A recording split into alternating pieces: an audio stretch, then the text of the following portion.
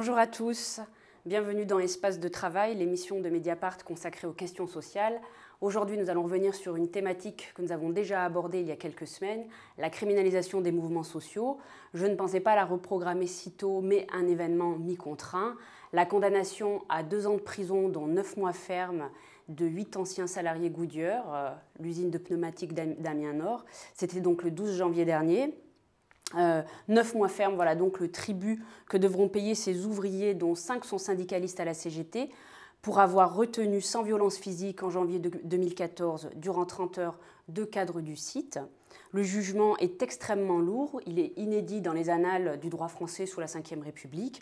On n'a jamais vu en effet des salariés qui se battent pour leur emploi et leur outil de travail condamnés à une peine de prison ferme, tout au plus du sursis ou des amendes. Ce jugement est d'autant plus surprenant qu'il apparaît alors que le procès s'est déroulé sans plaignant. Toutes les plaintes avaient été retirées, celle de Goodyear et celle des 2 cadres concernés qui avaient porté plainte à titre individuel. Donc pour mesurer l'impact de cette décision judiciaire, la régression qu'elle représente en matière de liberté publique et la replacer aussi dans l'histoire de la répression sociale, j'ai avec moi 2 invités. Michael Wamen, bonjour. Bonjour. Vous êtes donc un des 8 Goodyear condamnés à 2 ans de prison, dont 9 mois ferme, assorti d'une mise à l'épreuve pendant 5 ans, ce qui n'est pas rien. Non. Vous êtes donc la figure médiatique et volcanique de la lutte des Goodyear, hein, ce dossier à multiples rebondissements et souffrances qui remonte à 2007 C'est ça. Et qui aujourd'hui a abouti à la fermeture de l'usine. Avec nous pour prendre un peu de hauteur et de recul historique, Claude Pentier, bonjour. Vous êtes chercheur au CNRS, historien des mouvements sociaux. Vous êtes le directeur du dictionnaire biographique Le Métron, qui est donc le dictionnaire biographique du mouvement social ouvrier. Alors, une première question, je me tourne d'abord vers vous, Michael Wamen. C'est comment avez-vous réagi le 12 janvier dernier lorsque vous avez su que vous étiez condamné à 2 ans de prison ferme, dont 9 mois de prison ferme assortis d'une mise à l'épreuve, sachant que c'est légèrement en deçà des réquisitions du parquet à l'issue du procès qui avait eu lieu en novembre dernier. Mais comme on imagine la violence, le choc que cela a pu représenter, est-ce que vous pouvez nous raconter? Bien, nous, ça attendait une relaxe, purement et simplement, parce que quand pendant plus de 12 heures dans l'audience, on s'est aperçu qu'il n'y avait pas de plaignant, ça fait quand même drôle, il n'y avait pas de partie adverse. La seule partie qu'on avait en face de nous, c'était le parquet, qui représente l'État. Et on s'était dit, au vu de tous les éléments qu'on avait apportés, et puis surtout, quand j'ai entendu le procureur dire qu'il n'y avait pas de responsable particulier, qu'il n'y avait pas de responsable dans cette salle, mais que chaque personne ayant participé pendant ces 30 heures, ne serait-ce que par sa présence à ce qui s'était déroulé dans cette salle, était devenu pour lui un coupable. Donc j'ai posé la question au procureur, pourquoi pas 800 personnes, pourquoi 8? Il dit c'est parce que dans les demandes des plaignants, vos noms apparaissent. Donc ils auraient pu citer n'importe qui aurait certainement eu la même sentence. Moi je considère que de toute façon, on est dans un jugement qui est surtout un jugement qui est fait pour bien faire passer un message au niveau national, peut-être même au-delà. Il intervient au moment où il y a quand même une répression dans notre pays qui est tout azimut contre le droit du travail. On voit la case du Code du travail qui est en train de se dérouler. On allège, on supprime les indemnités pour certains salariés qui vont être licenciés, on les plafonne en disant que c'est pour gagner du temps alors qu'on sait tous que c'est pas ça. Là on parle maintenant de référendum des entreprises, on a des gens qui sont au gouvernement qui montent au créneau parce que dans une entreprise comme la FNAC, l'organisation syndicale majoritaire de la CGT fait opposition à un accord qui valide le travail du dimanche, parce qu'on peut aussi parler de ce que c'est que le travail du dimanche des entreprises. On sait que ça touche principalement des gens qui ont des salaires très faibles. Et puis on dit c'est sur une base de volontariat, mais on sait comment ça fonctionne. Le volontariat, c'est si tu n'acceptes pas, il y aura forcément des conséquences derrière. Donc tout ça, c'est une déréglementation en fond de toile. Qu'est-ce qui se passe? Il y a une déréglementation du droit du travail. Il y a de plus en plus de multinationales qui délocalisent, qui ferment avec la bénédiction du gouvernement. Et dès lors que quelqu'un a le malheur de lever la tête pour dire on n'est pas d'accord, non seulement dans notre entreprise, mais au niveau national de ce qui se passe, on arrive à des sanctions aussi lourdes et aussi dramatiques. Parce que je parle de drame. Parce que la violence chez Goodyear, c'est quand même 12 suicides. J'apprenais encore ce matin qu'un de mes collègues a tenté de mettre fin à ses jours. Il est aujourd'hui interné dans un hôpital psychiatrique qui va très très mal. Mais c'est 800 personnes au Pôle emploi, la fermeture de Goodyear Amiens, dans une zone sinistrée où les gens ne vont pas retrouver de boulot, ils vont se retrouver dans une situation de précarité extrême, les divorces, les ventes de maisons. Ben voilà, l'alcoolisme qui vient au galop comme ça. Et moi, j'ai rencontré avant-hier tous mes collègues, on était plus de 600 dans une salle. Et puis, quand je suis sorti, j'étais atterré de voir la situation et dans le visage de ces gens-là, la déconvenue, ce qui est en train de se produire. Et puis surtout, on a aussi une colère parce que ce procureur, il est quand même assez fort de venir nous condamner alors que peu de temps auparavant, les deux inspectrices du travail d'Amiens avaient fait un article 40, ce qui est rare dans les grandes entreprises. Un article 40, c'est pénalement venir dire faites attention, il y a un signalement de risque fort de passage à l'acte parce que l'employeur est en train de massacrer psychologiquement des salariés. Il l'a classé sans suite. On a attendu 2 ans avant de pouvoir le récupérer, c'est-à-dire après que l'usine soit fermée. Si on avait récupéré ce document-là, l'usine serait encore actuellement en train de fonctionner. Puis ensuite, il y a eu 700 plaintes déposées par des salariés. 700 plaintes de salariés qui individuellement sont venus dire voilà, on a une souffrance au travail, on est en train de souffrir. Goodyear ne respecte pas ses obligations légales. En 3 jours de temps, il les a classés sans suite. Voilà, donc il y a quand même quelque chose. Oui, donc vous avez évoqué là plusieurs des thématiques que nous allons aborder. Alors, pour poursuivre à la réponse de Michael, vous, Claude, est-ce que vous considérez que c'est une décision politique, le fait que le ministère public soit seul à poursuivre alors que tous les plaignants se sont retirés et la disproportion de la peine prononcée, est-ce que vous voyez là une décision politique ? De toute évidence, parce qu'au niveau du sommet de l'État, on n'a pas entendu de malaise, donc ça a été tout à fait assumé.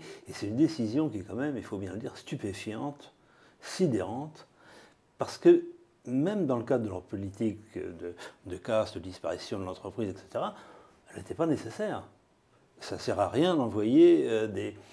donc, il y a un message qui est plus fort que ça. C'est un avertissement qui est envoyé au monde du travail, aux salariés, aux employés. C'est clairement, puisque c'est une nouveauté. Hein. Il y a eu des séquestrations, c'est pas très important en nombre les séquestrations, hein. C'est moins de 1% des... Alors séquestration, on va le dire entre guillemets, même si c'est le chef qui a été retenu, mais il s'agissait d'une détention sans violence physique. On peut l'appeler séquestration ou retenue de personne. En tous les autres cas, aujourd'hui, le résultat final, c'est qu'il est retenu séquestration et 9 mois de prison. Et dans tous les autres dossiers, excusez-moi, mais dans tous les autres dossiers en France jusqu'à aujourd'hui, il a toujours été retenu la séquestration. Mais jamais les peines ont été aussi lourdes. C'est surtout ça qu'il faut regarder. Bien sûr. Non, mais... On peut discuter de l'usage du vocabulaire séquestration, mais retenir quelqu'un contre son gré par la force, par la contrainte, c'est la définition de la séquestration. Non, je ne vais pas faire du droit, mais il y a différents niveaux de la séquestration, notamment si les personnes sont libérées spontanément ou s'ils sont libérés par une intervention des forces de l'ordre, etc. Ça modifie un petit peu les choses. Mais toujours est-il que... Appelons-la la séquestration, parce qu'elle existe dans l'histoire ouvrière, elle est rare. Hein. Elle apparaît dans des périodes, elle peut avoir 2 formes. C'est-à-dire qu'elle apparaît dans les périodes de puissance ouvrière, et dans ce cas-là, il y a une espèce de revanche sur le passé, le rapport de force. Et d'un seul coup, c'est juin 1936, le rapport de force est favorable aux salariés, ils émergent dans l'action. Et une des façons la plus simple, c'est d'arrêter un cadre ou le patron, de le garder dans son bureau pendant un certain temps, et c'est jamais accompagné de violence physique. Enfin, c'est une contrainte un peu étonnante en juin 1936, parce que c'était quand même le patronat roi. Et je vais vous raconter, si j'ai le temps, juste une toute petite anecdote de juin 1936, un cadre que j'avais interrogé. Il était, venant d'ailleurs du monde des employés plutôt, il était devenu chef du personnel dans une entreprise féminine qui travaillait pour les lampes, pour l'électricité. Et là, les femmes l'ont maintenu plus de 24 heures, l'ont bloqué comme ça. À la fin de l'année, il a été convoqué par le patron qui lui a dit « Ah, Hippolyte, c'est bien malheureux ce qui t'est arrivé. Mais nous, on a fait une bonne année. » Parce qu'à ce moment-là, l'industrie électrique était florissante, etc. On a fait une très bonne année. Bon. Naturellement, on va tenir compte de ce qui t'est arrivé, et il lui a donné comme prime le salaire entier d'une année. C'était déjà des cadres qui étaient bien payés. C'est dire que le patronat pouvait prendre ça et pouvait s'aménager. Là, il n'était pas question d'arrêter les femmes, de les envoyer. C'était trop tard. Le rapport de force ne le permettait pas. Alors ça c'est une des formes. Au contraire, il y a la séquestration parce que tout a été utilisé. toutes les formes revendicatives Alors, ont été utilisées. Là, je vais me et permettre. il reste plus que ça. Replaçons celle des Goodyear dans son Moi, contexte. quand je prends du recul ça. sur la situation et aujourd'hui que j'analyse un peu, je suis assez déçu qu'ils aient retiré leur plainte en fin de compte. Parce que moi, j'aurais aimé que ces deux personnes-là puissent venir à la barre et répondre à un certain nombre de questions, notamment comment on peut, dans une déclaration faite aux forces de l'ordre le lendemain de la libération, si on peut appeler ça la libération, dire que, et ça c'est écrit noir sur blanc par les deux, qu'ils s'attendaient à une séquestration imminente. Pourquoi? Parce que le samedi matin, avant le lundi, nous sommes allés les voir au retour d'une période de fermeture de l'usine forcée par la direction pour les fêtes de fin d'année. Et nous sommes allés leur dire, voilà, on a compris, puisqu'on perdait tous nos jugements devant les tribunaux et on savait que la lutte pour l'emploi était terminée, et que maintenant il fallait passer à une lutte pour des indemnités complémentaires. Nous sommes allés, nous, à la CGT, rencontrer le directeur du site, un des deux cadres qui étaient retenus après dans cette période de 30 heures. Et on leur dit, voilà, la situation est simple, les salariés ne veulent plus se battre pour leur boulot parce qu'ils savent que c'est fini. Par contre, on va réouvrir les négociations sur le montant des indemnités. Bon. C'était pas de gaieté de cœur parce que pour nous, c'était la fin de quelque chose. Et on leur a dit, puisque ni l'un ni l'autre n'est décideur, parce que ce sont deux personnes qui n'avaient aucun pouvoir dans le groupe, on vous demande d'ici lundi de prendre les informations, de les transmettre à vos supérieurs hiérarchiques et de nous répondre lundi. Quand vous avez un peu d'intelligence, c'est ce qu'ils ont, puisqu'ils ne sont quand même pas arrivés à ce stade-là par hasard, vous savez pertinemment que s'il y a un risque de séquestration, il faut éviter au maximum de rentrer en contact avec les salariés qui éventuellement voudraient vous retenir. Et moi j'étais assez surpris parce que le lundi matin, il m'avait donné rendez-vous à 10h, ce directeur, et généralement quand il donnait rendez-vous, c'était dans son bureau. Et quand je suis arrivé dans son bureau, sa secrétaire m'a dit, puisqu'il s'appelle Michel, Michel et Bernard sont plus là, ils sont dans la salle Raymond, puisque c'est une salle de réunion. Alors Michel et Bernard, l'un était directeur de la production et Bernard Glesser qui était directeur des ressources humaines. Directeur des ressources humaines, donc qui en fin de compte a une société de sous-traitance qui aide à fermer les entreprises. C'était un CDD chez Goodyear. En gros, voilà, c'est quelqu'un qui en fin de compte, pendant toute sa carrière, en fin de carrière, avait monté un cabinet pour nettoyer les entreprises. Ouais. Mais ce qui est fait couramment dans les grandes entreprises. Bon. Et donc, quand je suis arrivé dans la salle, il y avait déjà 200 personnes et eux étaient là assis, à l'endroit où ils sont restés après. Et je me suis dit, mais qu'est-ce qui se passe? Et donc j'ai posé la question tout naturellement au nom des salariés, puisque j'ai toujours fait comme ça. Quelle est votre réponse? Et là, la réponse a été claire. La CGT n'a pas voulu négocier avec nous, il est trop tard, vous n'aurez rien de plus. Et là, effectivement, les chaises ont volé dans tous les sens. Et moi, immédiatement, ma responsabilité de syndicaliste, c'était de dire qu'est-ce que je fais. Et c'est ce que j'ai dit à la juge, au procureur. On avait deux choix, en fait. On n'avait pas trois, on avait deux. Soit on se barre, et on dit on les laisse faire, tant pis pour eux, on verra bien ce qui se passe. Et on nous met certainement en prison pour non-assistance à personne en danger. Enfin, on peut aujourd'hui se poser la question. Ouais. Soit on reste, et on essaye de gérer au mieux la situation. Gérer au mieux une situation de 7 ans de souffrance. Les gens qui étaient assis pour les autres personnes qui voulaient en découdre en fin de compte, y compris, pourquoi pas physiquement, qu'est-ce qu'ils voyaient en face de deux personnes qui étaient à l'objet et à l'origine du malheur qui leur est arrivé, et surtout une fermeture d'usine, le chômage, la précarité, la détresse, etc., etc. Il y avait des gens qui, à tour de rôle, venaient, qui étaient dans des états de colère extrême, avec parfois un peu d'alcool dans le sang, parce qu'on est au bout du bout et que bon, on se dit, voilà, je vais venir et ça va mal se... Et nous, notre rôle pendant 30 heures, ça a été de les protéger. Et ils le reconnaissent très aisément, d'ailleurs. Ils le disent, si la CGT n'avait pas été là, on ne sait pas ce qu'on serait devenu. Bon. Mais là où on va encore plus loin dans la débilité de ce jugement, c'est que le procureur essaye un petit peu d'argumenter alors qu'il n'en a aucun. Et moi, je lui dis, écoutez, moi j'en ai un d'argument, monsieur. Vous avez un responsable sécurité qui était au poste de garde de l'usine. Il y a une barrière qui est immense. Si on avait fermé la barrière au moment même où vous avez été retenu, le flux d'aller et venu était contenu. Et à partir de là, il n'y avait pas 30 heures de garde, puisqu'au bout d'un moment, ils se seraient retrouvés seuls et donc ils auraient été libérés beaucoup plus vite. Et là, on est incapable de me répondre. Et moi, le sentiment que j'ai, c'est que j'ai l'impression qu'on s'est fait piéger. Vous voyez? Au-delà d'une séquestration, j'ai l'impression que je me suis fait piéger. Quand je dis je, les 8, on s'est fait piéger. C'est comme à Air France. Moi, il y a des choses qui me choquent. Tous les DRH, tous les RH, quels qu'ils soient, vont en formation. Comment gérer une crise? Comment manager? Comment, dans un conflit collectif, comment se porter? Dans toutes les salles de réunion, quelles qu'elles soient, vous avez la porte A et vous avez la porte B. Et tous les directeurs, tous les responsables savent pertinemment qu'on ne sort pas, surtout quand on annonce 2900 suppressions de postes, on ne sort pas devant la foule. Peut-être qu'il y avait intérêt de sortir dans la foule, devant des caméras du monde entier, pour démontrer qu'en réalité, la violence chez Air France, ce n'était pas les licenciements, mais c'était quelques mecs un peu en colère qui venaient arracher une chemise, etc. Moi, ce qui m'a surtout stupéfait, c'est le comportement de ces deux personnes avant, quand une dame dans la salle leur dit « Écoutez, j'ai fait des efforts pendant des années, Je suis dans une situation de précarité extrême, je travaille seul, j'ai divorcé. Si vous me licenciez, qu'est-ce que je deviens? Et le mec se retourne, la regarde en souriant. Elle est là aussi, la violence. Voilà. Justement, je voudrais que nous regardions ensemble 2 extraits vidéo où l'on voit Emmanuel Macron et Manuel Valls, le ministre de l'économie et le Premier ministre, réagir au lendemain de l'affaire de la chemise en lambeaux Air France. As for Air France, we are speaking about a few isolated people, extremely violent, who decided to do so after the announcement of an important restructuring plan. So the government backed the management, and all the unions condemned basically this fact. So I want to be clear, it's not about France, it's about stupid people, and they will condemn for that. Rien ne peut justifier de tels agissements.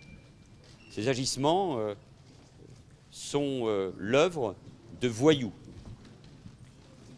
La justice devra identifier ceux qui se sont livrés à cette violence inqualifiable. Ce sont des comportements de voyous, des gens stupides. Justement,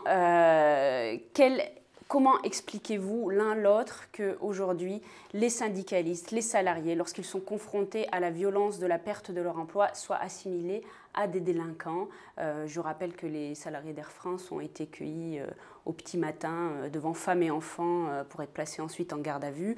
Ils vont être jugés au printemps prochain. On y sera. D'abord, ce que je viens de dire, c'est que nous, on y sera. Et on y sera, j'espère, le plus largement possible, parce que ce qui est vrai chez nous est vrai ailleurs. Moi, j'ai vécu ça à 8 h du matin. Il y a la brigade de recherche criminelle de la section d'Amiens qui est venue me chercher chez moi, devant les enfants, dans un voisinage où je venais à peine d'arriver, d'ailleurs, dans cette nouvelle région. On est venu me chercher en Normandie pour me ramener à Amiens, soi-disant pour une plainte, puisqu'une organisation syndicale aurait porté plainte contre moi. Ça va faire 24 mois, je suis au courant de rien. On est venu me séquestrer, on est venu perquisitionner du matériel qu'on ne m'a jamais rendu. Et aujourd'hui, je ne sais même pas de quoi il s'agit, puisque les gendarmes qui sont venus me chercher, en l'occurrence, m'ont dit pendant que toi, tu es là, et ça s'est bien passé, ils ont été d'ailleurs assez sympas avec moi, mais il y a certainement des vrais bandits qui courent dans la nature.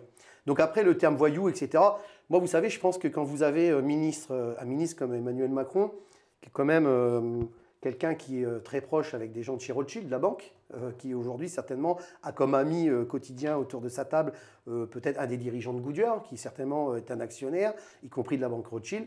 Je peux considérer que quand il considère que quelqu'un se lève un matin en disant « je ne suis pas d'accord avec ce qu'ils font » et qu'on explique pourquoi, on peut être considéré comme des voyous. Sur l'appellation délinquant, voyou... Oui, et peut-être pour faire le lien avec les images. Parce que ce qui est nouveau, c'est la mise en scène. Il y a une mise en scène parce que la télé le permet, parce que les moyens techniques le permettent, mais qui sont des images qui sont forcément du coup coupées de leur contexte, pas ici, parce que là au contraire, on l'a fort bien le contexte, et ça permet cette criminalisation. Il y a eu des périodes, c'est la période 1906-1908, et puis ensuite la guerre froide, où il y a criminalisation de l'action politique, il y a même la tentation d'interdiction des partis, des syndicats. Justement, vous parliez de 1906 et je voulais rappeler juste une phrase de Jean Jaurès à la Chambre des députés en juin de cette année-là, après le soulèvement des mineurs du Nord consécutif à la catastrophe de Courrières et à la répression qui était organisée par Clémenceau, qui, rappelons-le, est le modèle de Manuel Valls. Donc il avait notamment réagi en expliquant que nous ne pouvons pas être les dupes de l'hypocrisie sociale des classes dirigeantes. Ce qu'elles entendent par le maintien de l'ordre, ce qu'elles entendent par la répression de la violence, c'est la répression de tous les écarts, de tous les excès de la force ouvrière. C'est aussi sous prétexte d'en réprimer les écarts, de réprimer la force ouvrière elle-même et laisser le champ libre à la seule violence patronale. Oui. C'était le contexte où il y a eu des grands mouvements sociaux à la suite de la catastrophe de Courrières. Est-ce qu'on pourrait comparer les deux époques, donc, puisque deux gauches s'affrontaient? C'est quand même beaucoup plus intense parce qu'il y a eu cette grande catastrophe de Courrières, 1100 morts, et ensuite, au contraire, des arrestations de syndicalistes qui protestaient contre le patronat. C'est 1100 morts une seule fois sur un accident, mais aujourd'hui, des morts, il y en a quotidiennement suite à la violence patronale. Du chômage, etc. Du chômage, et puis les accidents du travail, on n'en parle pas, les maladies professionnelles non reconnues, on en passe des meilleurs. Ou les suicides dont vous nous avez parlé tout à l'heure. On était clairement dans une grande offensive contre le mouvement syndical, et cette grande offensive contre le mouvement syndical venait de la gauche. Clémenceau, à l'origine, était un radical plutôt de gauche. Et là, il y avait deux personnalités qui s'affrontaient, deux lignes qui s'affrontaient, celle de Clémenceau et celle de Jaurès. Et il faut noter que Manuel Valls, son personnage référence, auquel il aimerait ressembler, c'est Clémenceau. Donc là, on est en droit de demander Clémenceau et Jaurès, il faut choisir. C'est pas du tout les mêmes orientations. Là, je crois qu'il y a une volonté de durcir. Alors, elle a des raisons économiques. Et là, on le voit bien dans le cas de Goodyear, c'est qu'il faut montrer aux investisseurs internationaux que la France est capable d'une grande fermeté vis-à-vis du mouvement syndical. C'est deuxièmement le fait de bien faire comprendre à l'opinion que le mouvement syndical a perdu de sa force, ce qui n'est pas si net que ça, mais enfin, ils veulent le montrer. Mais enfin, il y a quand même un certain nombre d'indices qui peuvent aller dans ce sens-là. Il n'a plus tout à fait la même forme, il s'est un peu déplacé vers les services publics, etc. Et l'affrontement est moins directement politique qu'il est pendant la guerre froide. Pendant la guerre froide, c'est le Parti communiste qui est visé avec les grèves de mineurs, c'est la fin 47, début 48, le contexte est international et français. Là, c'est une forme différente, d'autant qu'il n'y a pas de forces de gauche qui sont capables de se mobiliser fortement derrière. C'est vraiment la CGT qui est visée, le mouvement syndical et la CGT, et ça mérite d'être observé. Alors, certes, il y a des mouvements de soutien, une pétition qui a été signée par plus de 150 000 personnes à ce jour, qui a été lancée le jour même de la décision judiciaire, de l'annonce de la décision judiciaire. On a des comités de soutien qui se sont créés un petit peu dans toutes les régions de France, mais on n'a pas de mobilisation massive, de manifestations, de protestations importantes dans les villes. Ce qu'on aurait pu voir à certaines époques. Notre ami Michael dira oui parce qu'il les voit, il est dans ces manifestations. Comment alors Devant un événement comme celui-là, mais il aurait dû y avoir à Paris une grande manifestation. Non, mais je pense que la CGT au niveau national n'est pas à la hauteur de la problématique que nous rencontrons. Je l'ai dit, j'ai eu Philippe Martinez au téléphone à 2 reprises et j'ai dit très clairement qu'immédiatement après ça, il aurait dû y avoir une annonce d'un mouvement interprofessionnel, grève générale, y compris avec qu'on reconduit à plusieurs dates, jusqu'à la date de l'appel. Et là, on est sur des mouvements sporadiques qui viennent de militants de base. Mais aujourd'hui... Quelle a été la réponse de Philippe Martinez quand vous lui avez expliqué? Il faut se préparer, il faut prendre le temps au temps. Moi, je pense que non, on n'a plus le temps. Dans 6 mois, ça n'aura plus la même saveur. Même si à Amiens, il va y avoir un énorme mouvement. Oui, le choc sera passé. Intimement convaincu. Oui, mais le choc sera passé. Et en attendant... Nous, justement, ce qu'on veut, c'est entretenir ce qui est en train de se passer avec cette pétition, avec les comités qu'on est en train de créer. Hier à Marseille, il y avait 10 000 manifestants dans les rues, avec en mot d'ordre relax pour les Goodyear. Il y en a eu à Strasbourg, il y en a un peu partout en France. Alors c'est vrai que c'est des mouvements, 500 personnes, 1000, 1500, 2000, jusqu'à 10 000, c'est pas suffisant. Mais il y a quelque chose qui est en train de naître. Et nous, il va falloir effectivement qu'on continue à l'alimenter. Mais aujourd'hui, on est quand même gouverné par un parti, le Parti Socialiste, qui a 100 000 adhérents. La CGT, c'est 7 fois plus. Donc oui, il y a des forces, oui, il y a des moyens de faire. Des mouvements, il y en a dans toutes les entreprises en France. Les gens de la base, les militants de base, aujourd'hui, continuent à se battre. Ils essayent de s'organiser du mieux possible. Le vrai problème, c'est... moi, je voyais hier, par exemple, il y avait une grève dans le service public. J'ai pas de problème, ça me va très bien. Demain, on aura certainement une grève dans un autre service public. Et après-demain, encore dans un autre service public. Le vrai problème, c'est quand allons-nous rassembler toute cette colère à un même moment, à un même instant? Parce que ce qui va faire peur au gouvernement, en réalité, c'est la cohésion des luttes. Ce n'est pas la division des luttes. Bien sûr que la CGT, aujourd'hui, est la cible de ce qui est en train de se passer. Parce qu'elle est encore le seul foyer de résistance qui pourrait éventuellement faire changer la donne. Et moi, j'insiste lourdement, et je me permets d'insister encore aujourd'hui, c'est que ce qui me fait peur aujourd'hui, c'est au-delà de ce qui est en train de se passer avec la criminalisation de l'action syndicale, les droits des salariés qui sont en net recul, c'est la montée de l'extrême droite, parce qu'il y a une extrême colère qui monte. Alors, chez les Goodyear, il y avait 800 personnes qui sont aujourd'hui au chômage, et 800 personnes ont perdu foi à la fois à la gauche, que représente le Parti Socialiste, même si pour moi, le socialisme, ce n'est pas la gauche, et puis la droite, entre guillemets, républicaine. Et les gens disent, eh ben, nous, ce qu'on va faire maintenant, parce qu'on en a ras-le-bol, ben, c'est que notre colère, on va l'exprimer par un bulletin de vote. Et moi, je leur disais encore avant-hier, c'est pas parce que tous les 5 ans, vous allez mettre un bulletin Front National que pour autant, vous allez changer votre quotidien. C'est encore pire. C'est à vous de vous battre parce que les premières victimes... Parce que les premières victimes du Front National seront ces électeurs, notamment les ouvriers. Et ça, c'est une évidence. Donc, la CGT au niveau national, comme certains partis politiques de gauche, sont en partie, je dirais, co-responsables de ce qui est en train de se passer. Ça me rappelle Yvon Gattaz, donc, qui est le père de Pierre Gattaz, le patron du MEDEF et qui lui-même dirigeait le CNPF, qui est l'ancêtre du MEDEF, qui disait on ne se comporte pas de la même manière envers les salariés dans un pays où le Parti communiste français est à 25% et dans un pays où il est à 5%.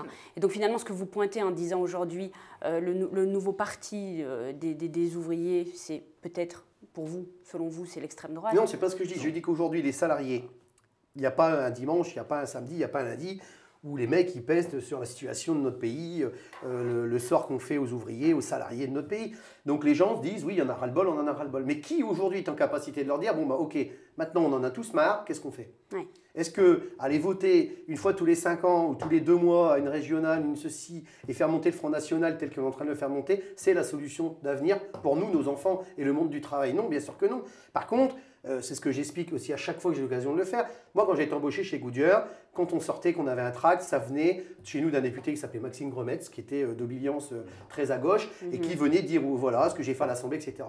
Une fois qu'il est parti, que le Parti Socialiste a tout gagné dans la région, hein, on avait la mairie, la métropole, on avait le conseil régional, on avait tout. Hein, le Parti Socialiste avait tout pour, soi-disant, amener du changement. Ben, qu'est-ce qui s'est passé? Ils ont complètement délaissé le monde ouvrier, la zone industrielle totalement vide pendant 2-3 ans. Et on a vu arriver tout le parti du FN avec d'abord du collage, ensuite des tracts, sans aucune honte, venir distribuer des tracts en disant vous êtes des bons salariés, on va s'occuper de vous. Donc aujourd'hui, voilà, on est dans une situation où je pense que les salariés français, ce qu'ils ont besoin, c'est d'avoir un mouvement qui les rassemble, mais qui les rassemble réellement et qui aille au bout. Parce qu'il ne faut pas dire moi je suis contre ce qui se passe. Ce mouvement, il prend quelle forme? Alors ce que je suis en train de vous expliquer, c'est que la pétition, les 150 000 personnes, c'est quand même 150 000 personnes qui se disent non seulement on soutient ce qui est en train de se passer, mais il y en a bien plus que ça qui soutiennent. Oui, il faut qu'on élargisse. Il y en a bien plus que ça. Et comment on va élargir tout ça? Donc à travers les comités qu'on est en train de créer, on va essayer d'abord de faire des réunions, de voir comment on peut structurer quelque chose. Et moi je le dis très clairement, on ne peut pas à un moment donné dire qu'on est en désaccord avec ce qui est en train de se passer politiquement. Et moi, j'estime que non seulement aujourd'hui, je suis victime doublement, parce que, un, j'ai été licencié, et deux, on me fout en tôle. Voilà. Et je commence à en avoir même plus que ras-le-bol d'entendre des gens souffrir, d'entendre des gens se plaindre, et qu'à aucun moment donné, le parti qui pourrait les sortir de là, à savoir un parti de gauche, ne crée pas les conditions nécessaires pour effectivement amener tout ça, tous ces gens-là dans la rue. Et je pense que dans la CGT, je parle dans la CGT, quand je parle de la CGT, c'est pas une tête, c'est pas une personne. La CGT, c'est pas Montreuil. La CGT, pour moi, c'est dans les entreprises, la CGT. Il y a partout des bonnes volontés, il y a partout des gens qui se disent eh ben oui, ce qui est arrivé à Goodyear, ça peut nous arriver demain. Mais la CGT a quand même souffert de la crise à son sommet, et notamment dans les entreprises, puisqu'elle a perdu aussi du terrain au profit de la CFDT. La CGT aujourd'hui, c'est la première force syndicale de France, et de loin, par exemple, aux élections des dans les entreprises. Oui. Voilà, donc ça c'est une réalité. Dans la syndicalisation maintenant, générale. Aujourd'hui, dans la syndicalisation, on peut aussi parler de la syndicalisation. Vous avez, est-ce que la syndicalisation obligatoire, c'est quelque chose de bien? Moi, je préfère que les gens adhèrent par des idées que par une obligation. Ça, après, c'est un long débat qu'on pourra avoir. Le vrai problème aujourd'hui, c'est le financement des organisations syndicales. Et quel est ce pouvoir de finance? Quel est le pouvoir de la finance sur les organisations syndicales? Est-ce que ça amène pas justement les organisations syndicales à être un peu plus prudentes, à être un peu plus sur le retrait, à être obligées d'être à l'écoute de ceux qui nous gouvernent et ceux qui financent ou co-financent les organisations syndicales? Donc tout ça, c'est des vrais débats. Ça n'empêche qu'aujourd'hui, quand vous dites il n'y a pas de réaction massive telle qu'elle aurait dû être suite à nos condamnations, c'est vrai, vous avez tout à fait raison.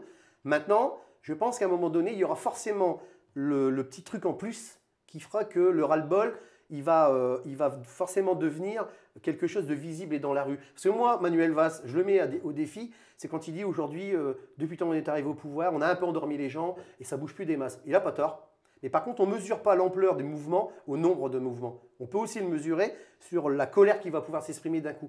Et c'est vachement dangereux d'ailleurs, parce que ces gens-là ne mesurent pas la situation dans laquelle ils sont en train de mettre le pays, et au-delà du pays, toute une zone, hein, l'euro. Je pense que ce qui nous arrive, les condamnations, elles viennent de France, mais aussi elles ont dû être applaudies par tous les patrons en Europe. Elles ont dû dire, ben, voilà, c'est beau. Moi, j'entendais qu'en Espagne, la liberté de s'exprimer, c'est terminé. On n'en parle pas beaucoup, mais en Espagne, il y a de la répression. Les médias, on les cadenasse. En Pologne, on les cadenasse. Donc, il y a réellement un mouvement du patronat qui s'est créé, qui est beaucoup plus violent, pour le coup, que le mouvement. Du point de vue de la conflictualité, l'Espagne a plus de conflits sociaux que n'en a la France. La France, en fait, est dans une position moyenne dans la conflictualité.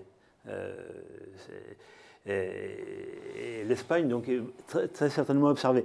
Mais alors, en entendant, là, j'entendais un peu les syndicalistes révolutionnaires de la fin du 19e siècle, parce que dans le fond, c'est trouver la force, essentiellement dans le syndicat, structuré à partir des mobilisations. Et alors il y avait cette croyance forte que de la répression ouvrière, là ça rejoint la période de Jaurès tout à fait, c'est qu'à un moment la répression ouvrière allait provoquer une telle émotion que des grèves viendraient se joindre et puis que ces grèves allaient se coordonner et allaient constituer un pouvoir qui n'était pas le pouvoir étatique, il n'y avait pas besoin d'aller au Parlement. La Bourse du travail était le lieu où les gens se rassemblaient et c'était ça qu'ils voyaient comme la forme révolutionnaire.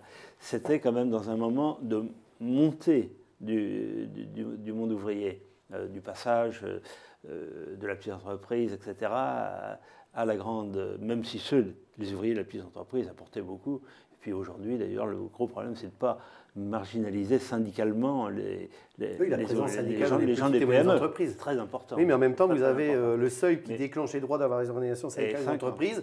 Vous avez un gouvernement socialiste qui fait en sorte qu'on l'éloigne de plus en plus. Et donc qu'on limite les droits aux salariés. Et d'ailleurs, les syndicats sont totalement perdus face à toutes ces lois qui ont été votées depuis l'arrivée de François Hollande, de l'ANI à la loi Rebsamen encore qui remettait manque complet aussi d'explications. Enfin, manque complet d'explications. Alors peut-être pas parce qu'on a voulu, parce qu'à un moment donné, il faut aussi regarder les choses. La CGT aujourd'hui, elle a des gens qui sont tout à fait capables de venir expliquer sur n'importe quelle antenne de télé les dangers de l'ANI. Sauf que les antennes de télé aujourd'hui, moi j'ai été invité, je dis clairement, sur certaines chaînes, tout simplement parce que ça fait le buzz. Les 9 mois de prison ferme, c'est une première en France. Bon voilà, on va quand même inviter Ouama ou quelques-uns des condamnés, mais sur une période très courte. Et bien évidemment, je sais pertinemment que si j'avais demandé une audience à une antenne pour dire je viens contester l'ANI, par exemple, on m'aurait même pas répondu. Ça, je le sais pertinemment. Donc, aujourd'hui, le problème, c'est que les pouvoirs pour s'exprimer se diminuent. Il faut qu'on s'invente nous-mêmes nos propres pouvoirs. Donc, dans la CGT, on est informé de ce qui se passe, mais ce n'est pas suffisant. Même si on est 700 000 et peut-être un peu plus, ce n'est pas suffisant parce que l'information, il faudrait qu'elle soit beaucoup plus large, avec les dangers. Parce que les gens qui sont, moi je le voyais chez Goodyear, quand vous aviez une loi qui venait casser par exemple la sécurité sociale avec tout ce que ça découlait derrière, quand vous disiez aux gens il faut se mobiliser, ils disent non, moi je ne me sens pas concerné. Quand on leur expliquait un peu plus, là ils commençaient à se sentir concernés. Et quand on allait encore un peu plus dans le détail en leur expliquant que si un jour ils allaient à l'hôpital ou aux urgences et que leurs enfants ils attendent 8 heures avant d'être pris en charge, ils se disent effectivement il faut vraiment qu'on se mobilise. Donc tout ça, on a déjà un problème d'explication et de moyens de communication. En tous les cas, on ne peut que constater la fracture. La séquence Air France a été très révélatrice de cette fracture entre François Hollande tournant le dos à une grande partie de ceux qui lui ont permis d'accéder au pouvoir, donc à l'électorat de gauche et notamment aux classes populaires, aux ouvriers, notamment aux employés. Donc vous diriez qu'on assiste, c'est un virage qu'on est en train de prendre. Alors justement, vous parliez de 2017, vous en 2011, octobre 2011, vous nous le rappeliez tout à l'heure, François Hollande était venu sur le parking de votre usine, parler à l'oreille des ouvriers, leur promettre une loi contre les licenciements. Alors promettre de ne pas faire du sarkozysme, en gros. De tenir ses promesses aussi, et notamment aussi de protéger les syndicalistes. C'est-à-dire que quand il est venu sur le parking, nous on était en mise à pied conservatoire, parce que notre histoire de Goodyear, elle n'arrive pas avec les 9 mois de prison ferme, c'est quelque chose qui date depuis longtemps. On s'est quand même opposé à cette multinationale pendant 7 ans, 7 plans sociaux mis en échec, et on s'attendait à tout, sauf qu'à cette période où quand ce candidat devient président, on perd tous nos jugements. Et on a été trahi, il a menti et avec beaucoup de talent, parce que bon, c'est quand même quelqu'un de talentueux, il faut au moins lui reconnaître ça, dans la façon d'intervenir sur un parking. De toute façon, on n'était pas informés, on était informés la veille qu'il venait. Il venait sur Amiens pour rencontrer l'équipe du Parti Socialiste. Pourquoi pas, c'était à prendre. Mais moi, en tout état de cause, je me disais, médiatiquement parlant, il y avait certainement un effet de réciprocité. Et puis, je lui ai posé quand même la question, est-ce que comme l'avait fait Lionel Jospin, vous diriez, comme il avait dit au lieu, l'État ne peut pas tout. Et là, il répond non, l'État, bien sûr, peut tout. Et d'ailleurs, moi, je vais vous en montrer la preuve très rapidement, parce que dès que j'aurai accédé au pouvoir, je me servirai des textes de loi pour créer une loi, justement, pour empêcher les licenciements et surtout empêcher ce qui vous arrive. C'était sincère ou c'était tactique ? bah, c'était plus que tactique, on s'en aperçoit aujourd'hui, quoi. Et je pense que les gens de chez Goodyear, pour ceux qui ont voté pour lui, ont surtout voté d'abord avant tout contre Sarkozy, puisqu'il faut quand même rappeler qu'on était passé sous 50 sarkozysme, et les gens en avaient un peu ras-le-bol. Et puis c'était dit, bon, bah, on peut que croire aux paroles et ce qu'il dégageait dans ses propos et surtout dans la prestance qu'il avait sur le parking. Aujourd'hui, moi je l'ai dit clairement, on est les cocus de l'affaire. Et vous dites les cocus de l'affaire, et Nicolas Sarkozy a discuté avec des syndicalistes CGT de Goodyear, je crois. Enfin, en tout cas, il s'est prononcé dans la région d'Amiens, mais pas sur des la Goodyear. sur la décision. Et il nous apporte un soutien, et moi je suis embarrassé parce que d'abord, je ne crois pas à ce soutien en disant que s'il avait été aux manettes aujourd'hui, ça ne nous serait pas arrivé. D'abord, ça, j'y crois pas du tout. Ou alors, il faut qu'il aille jusqu'au bout en disant qu'effectivement, c'est réellement politiquement parlant que ça s'est passé, mais ça, il ne vient pas le dire. Donc, s'il dit que c'est lui au pouvoir, ça ne nous serait pas arrivé, ça veut dire que quand nous disons que c'est un problème de politique, nous sommes vraiment dans le vrai. Maintenant, on est dans une période où aujourd'hui, bon, on a un Sarkozy qui vient dire « mea culpa, excusez-moi ». Il est un petit peu il regarde dans le rétroviseur en disant « je ferai plus ce que j'ai fait et puis bon, faites-moi confiance si je reviens ». Bon, je pense qu'aujourd'hui, on est vraiment dans des parodies politiques. Et par contre, ça monopolise un petit peu des temps de parole qui devraient être sur des temps de parole de ce que les gens sont en train de vivre au quotidien, la vraie souffrance.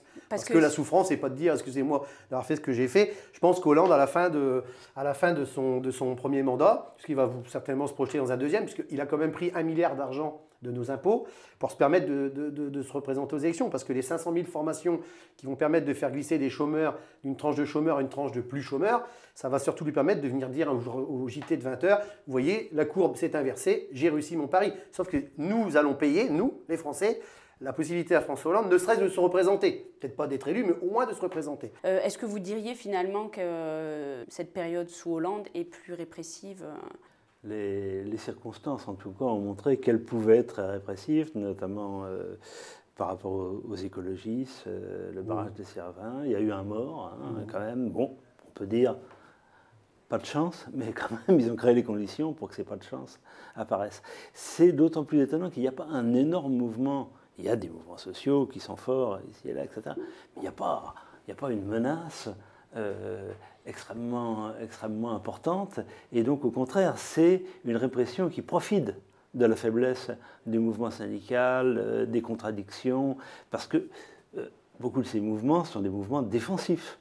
Aujourd'hui, les mouvements offensifs sont extrêmement rares, ou dans des parties de population, ou alors même à la limite, dans ce cas-là, c'est plus les populations de salariés, mais c'est les populations de classe moyenne, les toubibs, etc., qu'on voit intervenir avec des professions libérales. Alors, c'est tout à fait étonnant, et je crois que cette conversion, il y a une conversion, elle est due aux évolutions internationales sur le plan économique, au fait que finalement, au bout de Hollande s'est tout à fait rallié à la nécessité de se placer dans le cadre européen, dans le cadre libéral, et qu'il faut lâcher vis-à-vis du patronat international, vis-à-vis des investisseurs, donner une image de fermeté, et qui pense que ça n'aura pas de conséquences.